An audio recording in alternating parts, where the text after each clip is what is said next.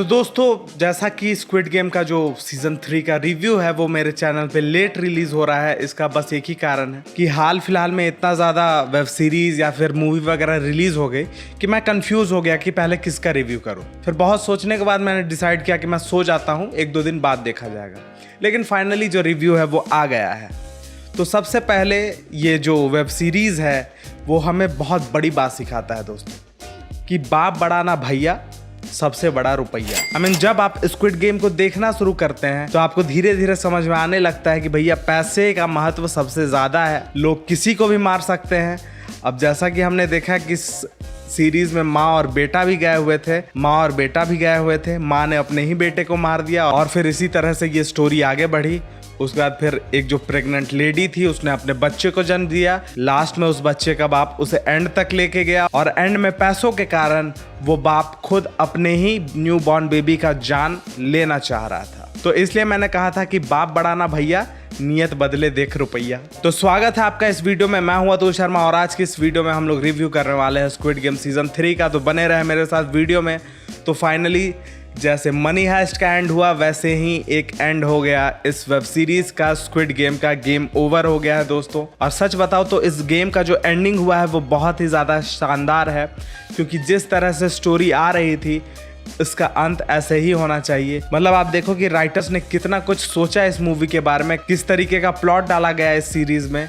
मतलब ये बिल्कुल सही एंडिंग था। लेकिन हाँ, एक चीज़ से मैं अभी भी दुखी हूँ भाई, कि वो जो पुलिस वाला जो एक पर्सपेक्टिव था उसमें थोड़ा सा और जान डाला जा सकता था। वो वाला जो पुलिस का पर्सपेक्टिव है, पुलिस ढूंढ रही है आइलैंड को और भी बहुत सारी चीज़ें हो रही हैं, तो वो वाला जो सेक्शन है वो वीक हो गया।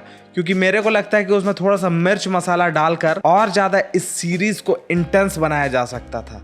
तो वो चीज़ एक कमी हो gई इसमें। बाकी सब कुछ बढ़िया था। पिछले सीज़न से इस सीज़न को कंपेयर करें तो एक चीज़ ज़्यादा अच्छा था कि इस बार किसी फ्रेम में हमें कैमरामैन देखने को नहीं मिला, जैसा कि सीज़न 2 में एक कैमरामैन हमें देखने को मिल गया था। वेब सीरीज़ हमें दिखाती है कि अंत में जो लालची लोग हैं उनका अंत हो ही जाता है। चाहे आप कितना भी पैसों के पीछे भागो, लेकिन मौत होने के बाद पैसा आपके साथ नहीं आएगा। फर्क नहीं पड़ता है कि आप कहाँ हैं, किस मुकाम पे हैं, लेकिन जब आपकी मृत्यु होती है, जब आपकी मौत होती है, तो पैसा आपके साथ नहीं जाता है। इस सीरीज में बहुत अच्छे ट्विस्ट डाले गए। जैसे कि सबसे पहले ट्विस्ट की बात करते हैं, जब हाइड एंड सीक का गेम हो रहा होता है और प्रेग्नेंट लेडी का जो वाटर ब्रोक हो जाता है, वो जो सीन है वो सबसे ज़्यादा इंटेंस था।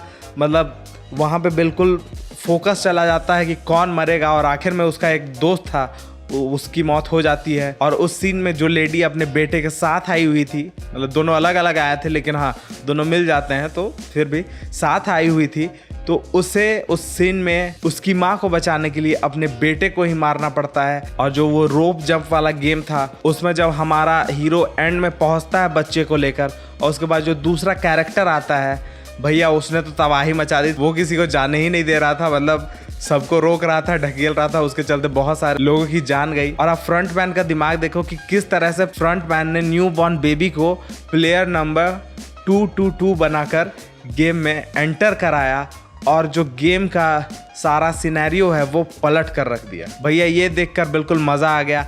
8 प्लेयर बचने वाले थे एंड में, लेकिन फिर जाकर 9 प्लेयर बच गए प्लेयर 222 के बदौलत। मतलब तुम राइटिंग को समझ रहे हो कि क्या किस लेवल की राइटिंग की गई है यहाँ पे। मतलब मज़ा आ जाता है। स्क्विड गेम दुनिया में सबसे ज़्यादा देखी जाने वाली सीरीज़, इसका अंत ऐसे ही होना चाहिए था। और क्या काफ़ी बढ़िया एंडिंग हुई, जब लास्ट में जो हमारा हीरो है वो बच्चे को बचाने के लिए खुद को सैक्रिफाइस कर देता है उस सर्कल वाले स्ट्रक्चर से कूदकर। एंड में सारे VIPs वापस चले जाते हैं, फ्रंटमैन भी विनर को लेकर निकल जाता है सेफ जगह, सारे जो स्टाफ थे वो भी अपना बोट पकड़ कर निकल जाते हैं, और लास्ट में जब पुलिस वाला आता है तो उसके हाथों कुछ नहीं लगता है। दैट्स ऑल दोस्तों, यही था इस सीरीज़ का रिव्यू। इससे ज़्यादा और कुछ कहने के लिए है नहीं। कमियां और खामियां तो हर सीरीज़ में होती है, इसमें भी कहीं कहीं थी, लेकिन हमें उस पर फोकस करना चाहिए कि क्या क्या खूबसूरती और क्या क्या बढ़िया चीज़ें थी इस सीरीज़ में। तो आई होप आप लोगों को ये वीडियो पसंद आया होगा। अगर आप लोगों को ये वीडियो पसंद आया है तो वीडियो को लाइक कर दे, चैनल को सब्सक्राइब कर दे, और कमेंट करके बताएं कि अगर आपने ये सीरीज़ देख ली है तो आपको कैसा लगा ये सीरीज़, आपका फेवरेट कैरेक्टर कौन है, कमेंट करके बताएं। मैं मिलूंगा आपसे अगली वाली वीडियो में, तब तक के लिए सी यू।